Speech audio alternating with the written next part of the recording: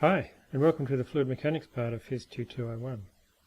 Now, fluid mechanics differs from classical mechanics in a number of ways, but principally because fluids exist in a continuum. That is, they're continuously divisible, and unlike rigid bodies, different parts of the fluid can move relative to one another.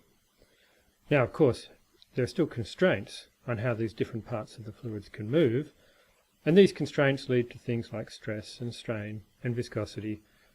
And these are all things that we can describe in equations, which is what we're going to get to as part of this course.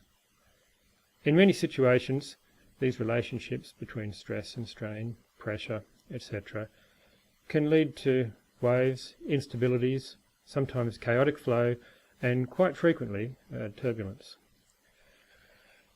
One of the complex parts about fluid mechanics is that it's intrinsically three-dimensional. That is, it's very hard to find situations where fluids are genuinely one- or two-dimensional, and that makes it more difficult to solve equations in this space. In this course, what we're going to do is we'll start by reducing the dimensionality by taking some very simple situations, and we're going to use these situations to build up our understanding of fundamental concepts, such as waves, nonlinear flows, viscosity, conservation of mass, and things like that.